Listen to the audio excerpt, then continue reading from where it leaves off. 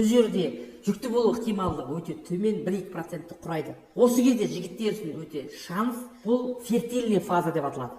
Яғни бұл кезде жақындасатын болсаңыздар, бұл кезде мынау әйелдің жүкті болу кезеңі осыған байланысты.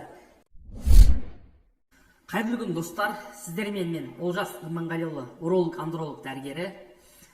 Бүгінгі қозғатын тақырыбымыз әйел адам қай кезде жүкті болады? Осыған тоқтала кетейік.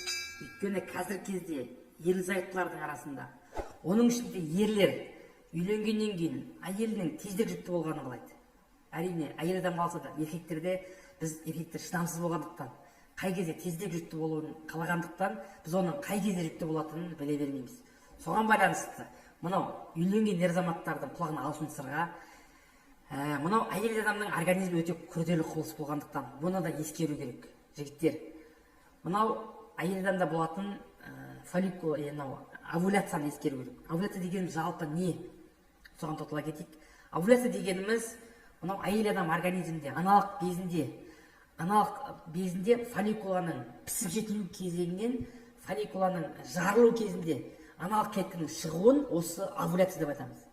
Бұл овуляцияны ары қарай түсіндіретін болсам, мынау әйел адамның қалыпты етеккірін алатын болсақ, 28 күндік етеккірді алатын болсақ, егер етеккірі келіп кеткеннен кейін бір аптаға дейін қосылатын болсаңыздар, бұл жерде жүкті болу ықтималдығы өте төмен 1-2% құрайды.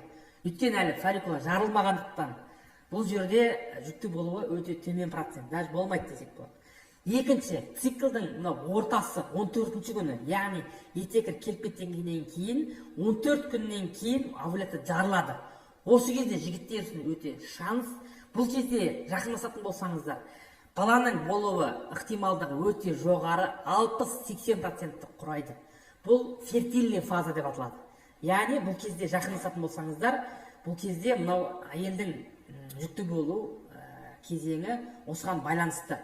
Кейіннен, мынау бұл циклдан кейін, фолликуланың жарылып кеткеннен кейін, өтіп кеткеннен кейін, мынау етеккірдің келуіне бір апта уақыт қалған кезде жүкті болмайды. Бұл кезде процент ықтималдық тоже төмен 2-3% ғана құрауы мүмкін.